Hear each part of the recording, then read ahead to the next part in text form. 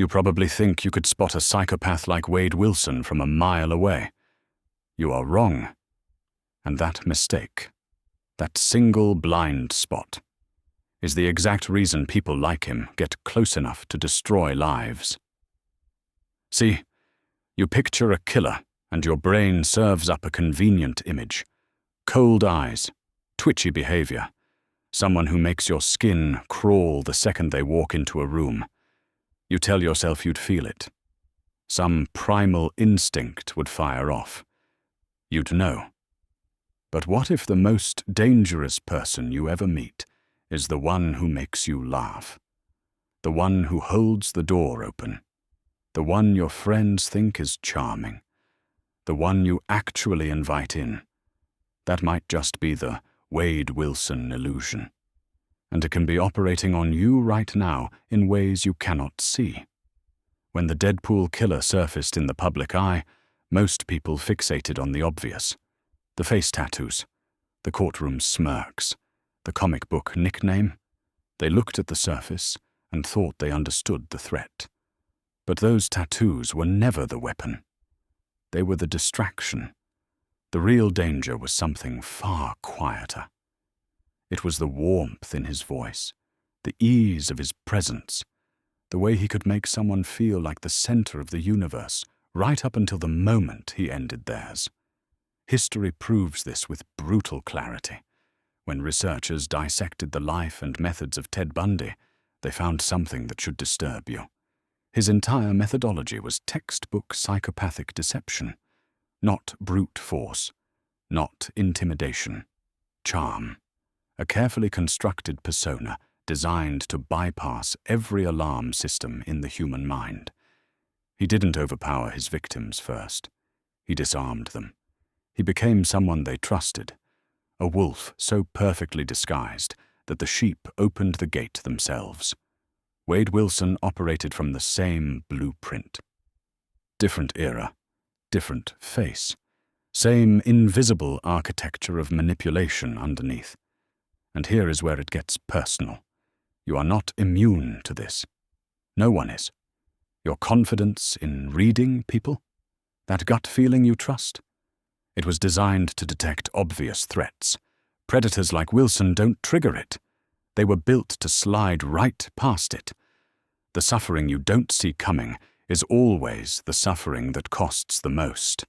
And right now, most people are paying that price without ever knowing why. But this next law is what separates the masters from the victims. Because Wade Wilson didn't just deceive people, he used a specific psychological framework to do it. One that has a name. So you've seen the mask, you've seen the smile. Now let me show you the machinery underneath it. There is a framework in psychology that most people never hear about. Not because it's hidden. Because it's uncomfortable. It's called the Dark Triad. 3 personality traits that, when they converge in a single person, create something the clinical world describes as a social predator. The first trait is Machiavellianism. This is the chess player, the long-game thinker who sees every human relationship as a board to be played. People aren't people. They're positions, resources, obstacles. A Machiavellian doesn't lose their temper in an argument. They file the argument away. They remember what made you emotional, and they use it later. Ready to continue? Please take a moment to support this channel, hit the like button, drop a comment below, or even better, subscribe to get more content like this in your feed. Wade Wilson did this constantly. Before the murders, he moved through relationships like a strategist rotating through supply chains. Girlfriends described a pattern: intense attention, overwhelming focus. Then, once he had what he needed, a cold and sudden withdrawal. He wasn't reacting to people, he was managing them. The second trait is psychopathy. This is the engine with no brakes, low empathy, high impulsivity, a nervous system that barely registers fear or guilt. Where Machiavellianism is calculated, psychopathy is biological. It's not that a psychopath chooses not to care. The wiring for caring is fundamentally different. The third trait is narcissism, the deep, unshakable belief that you are the main character and everyone else is an extra. Narcissism provides the motivation. It answers the question of why someone would manipulate and destroy without remorse. Because in their internal world, they deserve to. Now here is where it gets dangerous. Any one of these traits in isolation creates problems. Two together create serious dysfunction. But all three at once? That's not just a difficult personality. That's a predator wearing human skin. Most criminals act out of desperation, rage, addiction, circumstance. The Dark Triad individual acts out of architecture. Every move has a purpose. Every relationship serves a function. And the charm, the thing that draws people in, is not a byproduct of confidence. It's a tool, sharpened, deployed, retracted. Wade Wilson didn't stumble into violence. His entire behavioral history before the murders reads like a textbook escalation pattern. The manipulation came first. The control came second. The destruction came last. Watch how this plays out. So now you understand the three dark engines driving someone like Wade Wilson. Narcissism, Machiavellianism, psychopathy. Three forces working in perfect, terrifying harmony. But here is where the trap is set. Because knowing the traits means nothing if you can't see them in action. And the whole point of this machinery is that you won't. Deception isn't a side effect of psychopathy. It is the core methodology, the primary weapon. Everything else, the violence, the cruelty, the destruction, that all comes later. The first move is always the mask. Hours before Christine Melton was dead, Wilson was charming, smooth, convincing enough that she let him into her space, into her trust. The man sitting across from her bore no resemblance to what he was about to become. His voice was calm, his demeanor was easy. He presented exactly the version of himself that the moment required. And that is the part you need to understand. The most dangerous weapon Wade Wilson carried wasn't his hands. It was his voice, his ability to construct, in real time, a version of himself that felt safe, felt normal, felt trustworthy. Diane Ruiz encountered that same fabricated person.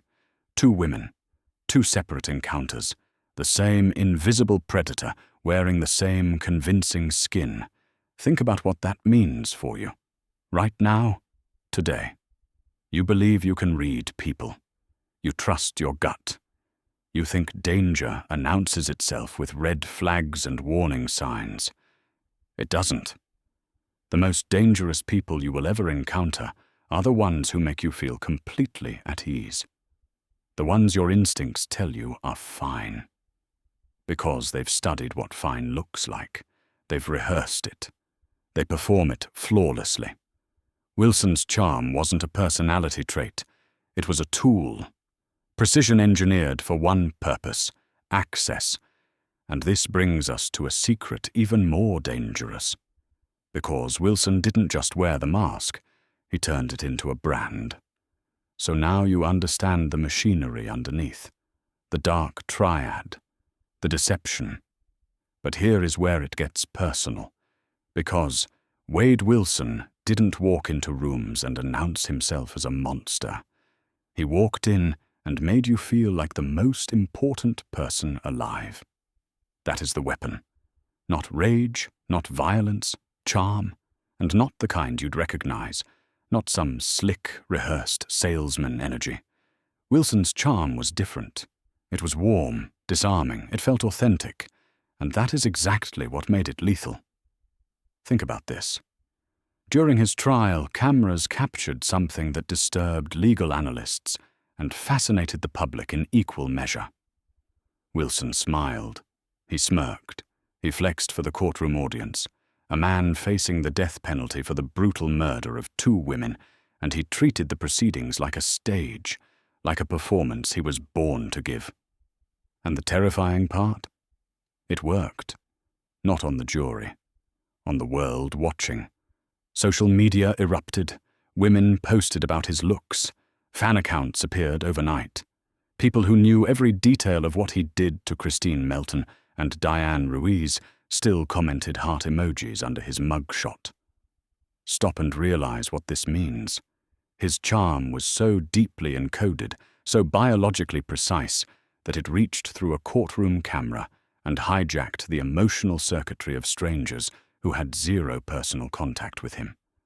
That is not charisma. That is predatory mimicry. The same evolutionary strategy the beautiful but sinister flower the Venus flytrap uses.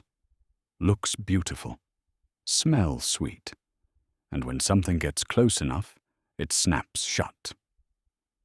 Research in evolutionary psychology frames this kind of superficial charm as a resource extraction tool. The charming psychopath does not connect with you. They study you. They mirror your emotions back at you like a perfect reflection. You feel understood. You feel seen.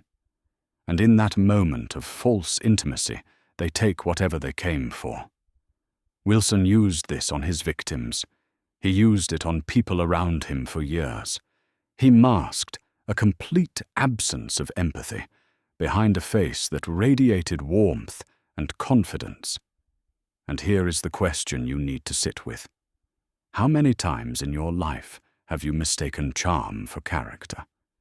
How many times has someone's smile made you override your instincts? Because Wilson's victims made that mistake once, just once. But here is where the trap is set even deeper. Charm was only half of Wilson's strategy. The other half was something far more calculated. A brand. So now you know the machinery inside Wade Wilson's mind, the Dark Triad, the charm, the mask, and you're sitting there thinking this was inevitable, that someone wired like him was always going to become a killer. That is the most dangerous lie you could believe right now, because there is a man alive today who shares almost the exact same psychological blueprint as Wade Wilson.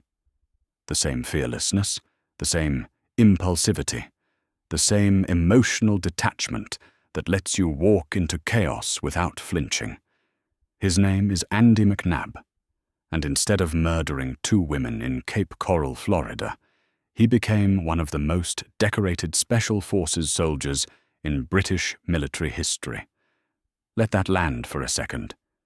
This is the container that saves lives. This is why 18 subscribers get the Tuesday briefing, where we dissect predator patterns before your brain rewrites reality to keep you in danger. Turn on notifications. Your survival depends on seeing what others miss. Let that land for a second. McNab was abandoned as a baby, left on the steps of a hospital in a carrier bag. He grew up in foster care, fell into street crime as a teenager, and was heading nowhere good. Fast. The raw ingredients were all there, every single one. Psychologists who later tested McNab confirmed he scores high on psychopathic traits. Clinically high, the kind of scores that would put him in the same diagnostic neighborhood as the men sitting on death row. But McNab didn't end up on death row. He ended up in the SAS, Britain's most elite special forces unit. He ran covert operations behind enemy lines in the Gulf War. He was captured, tortured for weeks, and gave up nothing. He later became a best-selling author. Built a life, built a legacy. Same hardware, completely different outcome.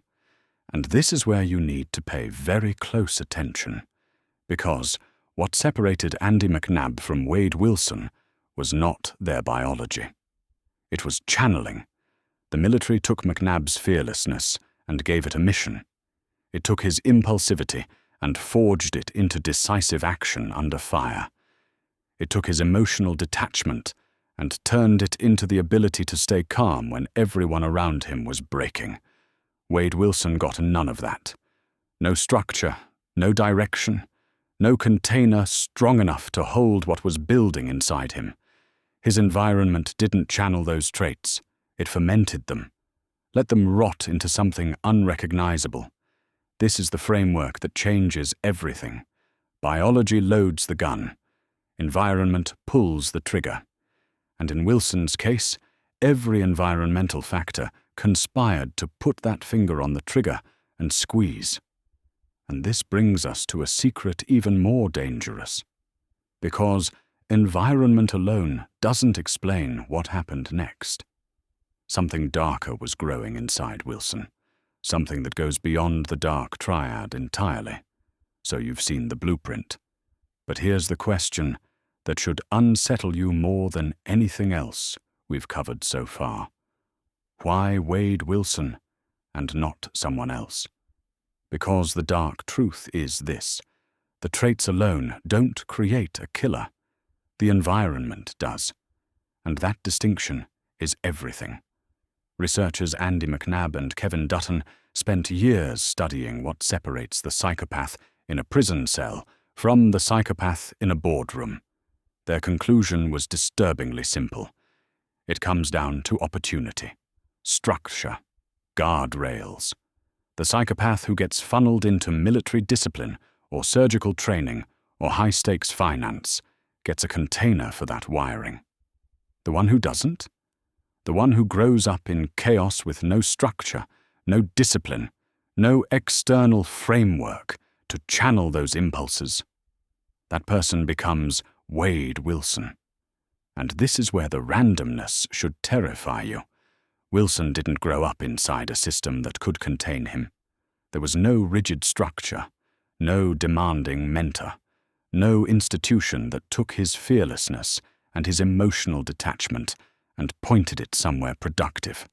Instead, there was substance abuse. There was instability. There was a revolving door of short-term relationships that rewarded his charm and never challenged his emptiness. Think about that for a second. The same neurological wiring that makes a decorated special forces operator capable of functioning under impossible pressure is the same wiring that made Wade Wilson capable of taking a life without flinching. The difference isn't the brain. It's the road the brain was placed on. Wilson became what Dutton calls a failed psychopath. Not failed because the traits were weaker. Failed because the environment never gave those traits a productive outlet. No one caught it. No one redirected it. And by the time anyone noticed, the charm had already become a weapon, and the fearlessness had already become lethality. This is what most people miss entirely. They look at someone like Wilson and assume he was born broken, that it was inevitable. That makes them feel safe. Because if monsters are born, you can tell yourself you'd recognize one. But the research says otherwise. The research says the line between functional and destructive psychopathy is paper thin. It's circumstantial. It's environmental. And sometimes it's pure chance. And that brings us to a secret even more dangerous. Because what Wilson did next, inside a courtroom with cameras rolling, was a masterclass in psychopathy that most trained professionals completely missed. So you understand the mask now. You understand how charm becomes a weapon. But here is where the trap is set, because everything you've learned so far was theory. The courtroom made it real. October 2024. Lee County, Florida. Wade Wilson sits before a jury deciding whether he lives or dies. Witnesses break down on the stand. Family members collapse into sobs describing what he took from them. The pain in that room is suffocating. Every person in the gallery can feel it. Every person except one. Wade Wilson sits motionless. No fidgeting. No clenched jaw. No downcast eyes. Nothing. His heart rate doesn't spike. His breathing doesn't change. He watches the testimony the way you'd watch a stranger order coffee. Complete and total emotional flatness. And this is what you need to understand. He's not suppressing emotion. He's not holding it together. There is nothing to suppress. This is what clinical psychologists call emotional poverty. The internal architecture that generates guilt, empathy, grief. In a psychopath, that architecture was never built. You can't fake what isn't there, and you can't hide what doesn't exist. But here's the moment that shattered the internet. The camera catches Wilson mid-testimony. A victim's loved one is describing the worst day of their life. And Wilson smirks, not a nervous smile, not an involuntary twitch. A smirk, slow, deliberate, the kind of expression that tells you he finds this entertaining. That clip went viral for a reason. Because your brain recognized something it couldn't process. You saw a human face respond to suffering with amusement. And every instinct inside you screamed that something was fundamentally wrong. You were right. That smirk is a signal. It's the disconnect between action and consequence that defines textbook psychopathy. Robert Hare, the man who created the gold standard for measuring psychopathy, describes this exact phenomenon. The words land. The meaning doesn't. A psychopath can understand that someone is in pain the way you understand a math equation, intellectually, coldly, without it ever touching something real inside them. The courtroom wasn't a trial, not for Wilson. It was a stage, another room full of people reacting to him, another audience to observe. And he watched them the way a scientist watches lab rats navigate a maze. Curious, detached, mildly amused. Now this next law is what separates the masters from the victims, because Wilson didn't just lack remorse, he built a brand around it. So you've seen how charm becomes a weapon, how manipulation bends reality around the target. But here is where the trap is set even deeper. Because Wade Wilson didn't just want to control the people in front of him. He wanted to control everyone, including you, including every person who would ever type his name into a search bar. Let's talk about narcissism. Not the kind your ex had. Not the kind people throw around casually on social media. The clinical kind. The kind that rewires a person's entire relationship with reality until the only thing that matters is the reflection staring back. Most people look at Wade Wilson's face tattoos and see insanity. They see a man who lost his mind. That interpretation is comfortable, and it is dead wrong. Those tattoos were not the marks of madness. They were a brand, a logo, a permanent billboard carved into skin that screams one thing. Look at me. Think about what that requires. The grandiosity needed to sit in a chair, let a needle destroy your face, and believe the world will thank you for it. That your face will become the symbol. That people will remember your name, not despite the disfigurement, but because of it. And here is the part that should unsettle you. He was right. The moment Wade Wilson's mugshot hit the internet, it spread like wildfire. News outlets fought over the image. Social media erupted. His face became a meme, a fascination, a cultural object, and every single share, every click, every comment fed directly into the machine that built him. Narcissistic supply, the oxygen his pathology breathes. You have to understand this loop. A narcissist of this magnitude does not exist in isolation. He requires an audience. And we gave him one. Gladly, eagerly. We couldn't look away. The Deadpool branding was not accidental. Naming himself after a beloved anti-hero guaranteed something no ordinary killer gets. Sympathy by association. Cultural camouflage. A layer of dark humor that makes people engage instead of recoil. And every time the media repeated that name, every time a headline read, Deadpool Killer, his internal narrative was validated. I am special. I am different. I am the main character.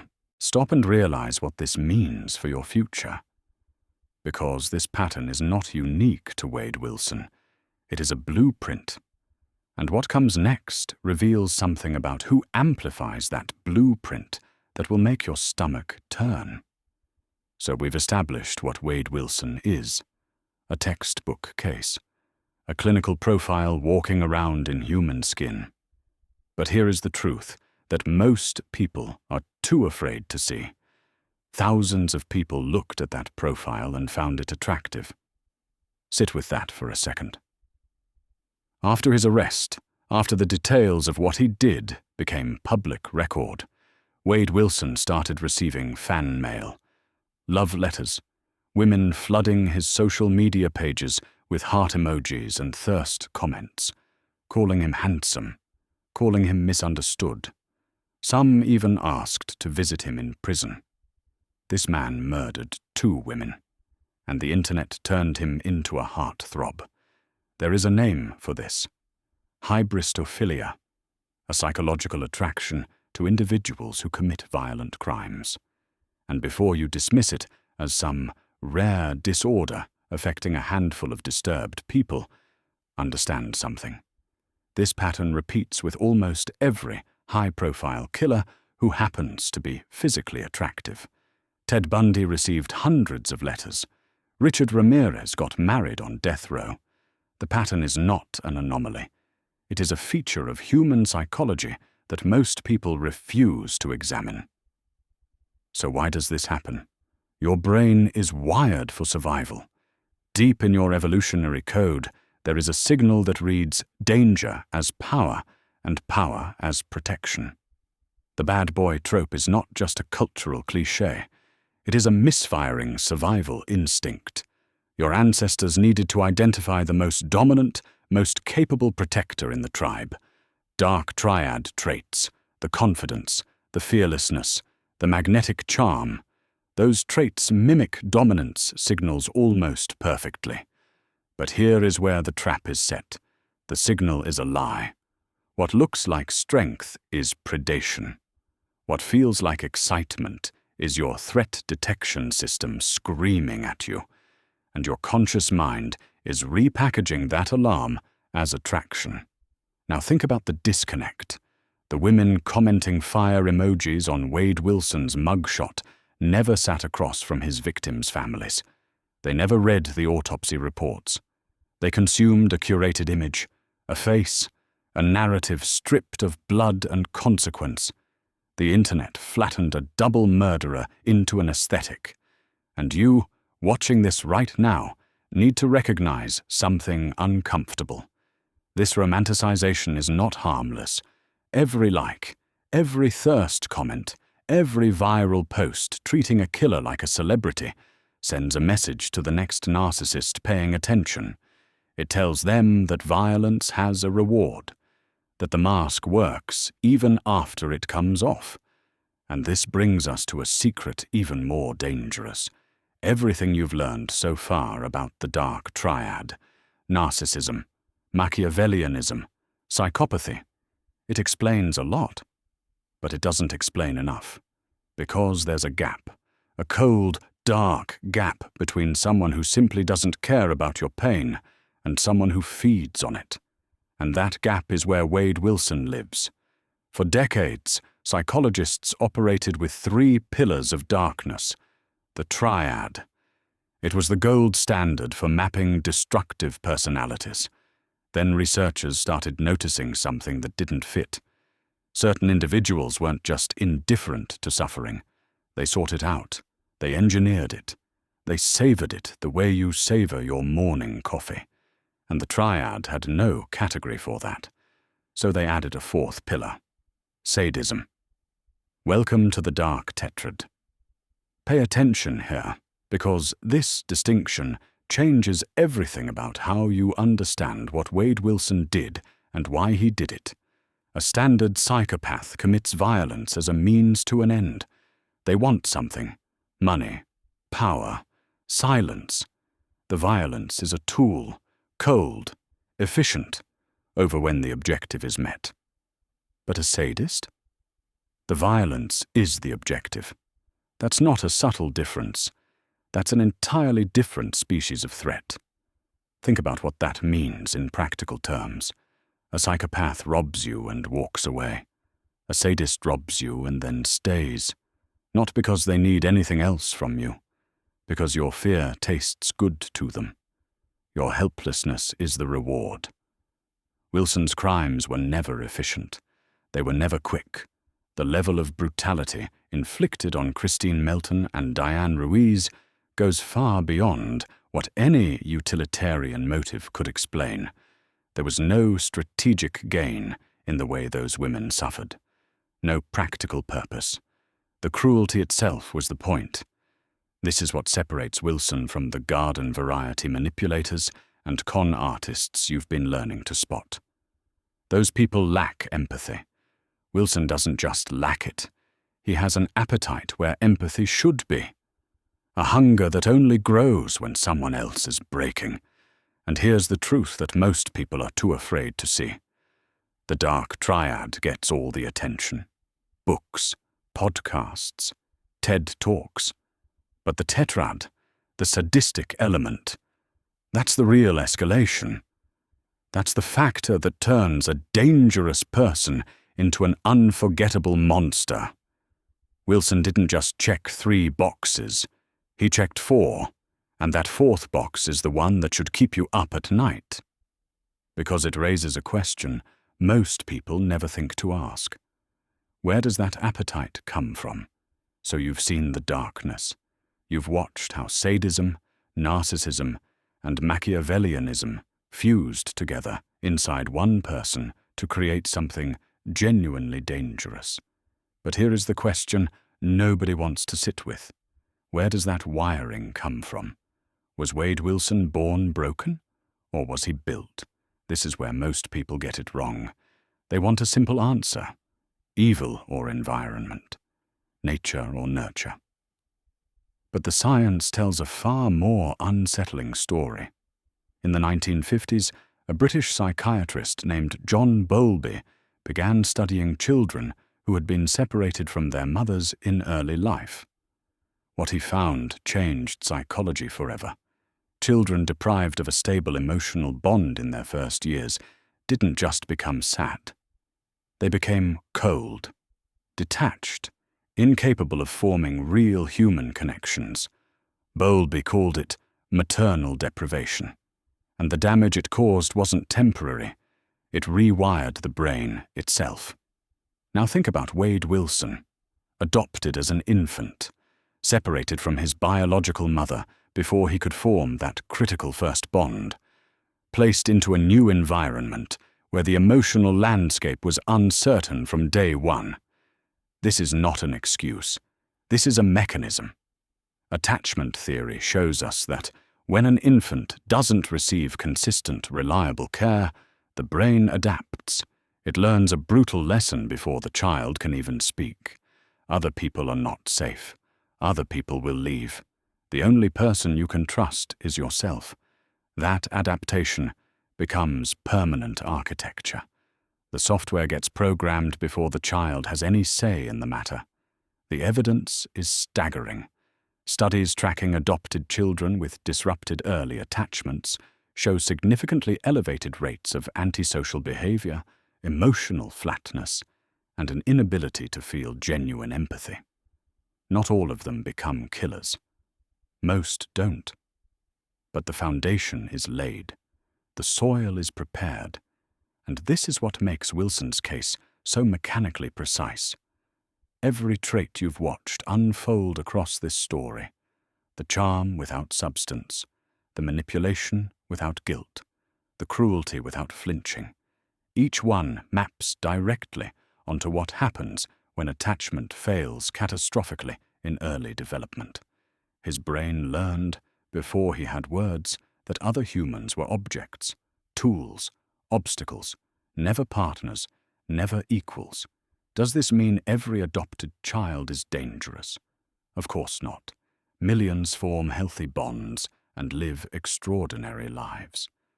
But when early disruption meets genetic predisposition, meets the wrong environment at the wrong time, something clicks into place that cannot be unclicked, and that click echoes forward into everything Wilson did next. So now you understand the biology, the wiring underneath. But here is where everything converges into something far worse than any single trait could produce on its own. Because Wade Wilson did not start at murder. Nobody does. There is a pattern, a timeline, and once you see it, you will recognize it everywhere. It begins small. Manipulation. Lies that serve no purpose except to prove he can tell them. Charm deployed like a weapon, tested on people who never asked to be targets. This is the narcissism feeding the psychopathy. One trait sharpening the other like a blade on a whetstone. Then comes the escalation. The lies get bigger. The manipulation gets crueler. Not because it needs to be, because cruelty itself becomes the point. This is where sadism enters the equation and changes everything. The Dark Tetrad stops being 4 separate traits and becomes a single engine, each component accelerating the others in a feedback loop that only moves in one direction, toward violence. And his victims experienced something you need to understand right now. It is called menace fatigue. The slow, deliberate wearing down of someone's defenses until abnormal behavior feels normal. Until red flags stop looking red. Until the person standing in front of you has already crossed 15 lines, but your brain has rationalized every single one of them. This is what Wade Wilson weaponized. The charm was never the end game. It was the entry point, the door he walked through to get close enough for what came next. And what came next was pure, undiluted sadism, with no mask left to wear. Think about that progression. The charm dissolves, the mask cracks, and the person underneath is not confused, not conflicted, not out of control. He is more focused than ever. That is the terrifying truth about sadistic escalation. It does not look like chaos. It looks like purpose. Every interaction before the violence was a rehearsal. Every lie was a test run. Every manipulated relationship was target practice. And by the time Wade Wilson killed Christine Melton and Diane Ruiz, the escalation was not a surprise. It was an inevitability. The signs were there. Every single one of them.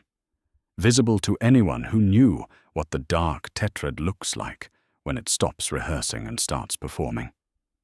But here is the question that should keep you up tonight. How do you spot this pattern before it reaches its final act? Everything you've just learned means nothing if you can't see it in real time. And that's the problem, because the next Wade Wilson isn't going to announce himself. He's not going to walk into your life wearing a warning label. He's going to walk in wearing a smile. So let me arm you with something most people will never have. A filter. Think of it as 4 signals. 4 frequencies that most people's brains are not tuned to detect. Not because the signals are weak. They're loud. Deafeningly loud. But social conditioning has taught you to ignore every single one of them. The first signal is charm that arrives too fast. Genuine connection builds slowly. It stumbles. It's awkward. When someone makes you feel like the center of the universe within minutes, that's not chemistry. That's engineering.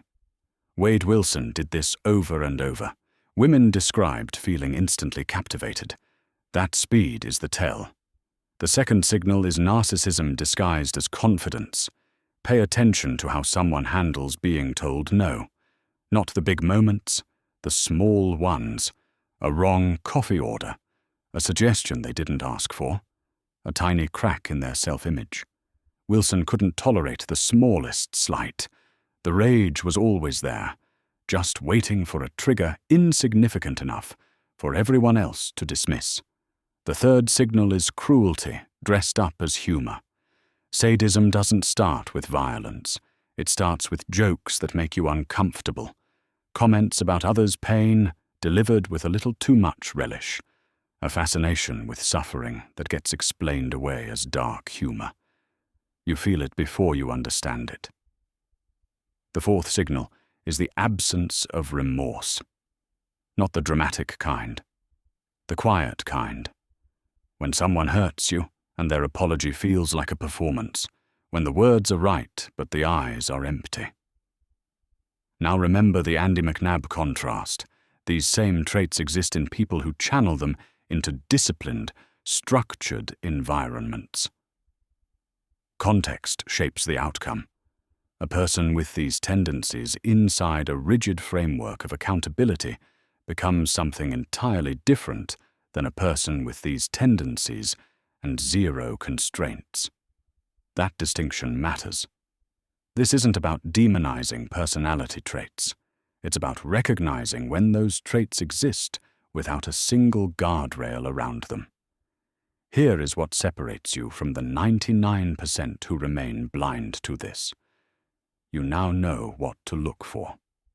And more importantly, you know to trust that gut feeling when something feels wrong. Because it's never wrong. You've just been trained to override it.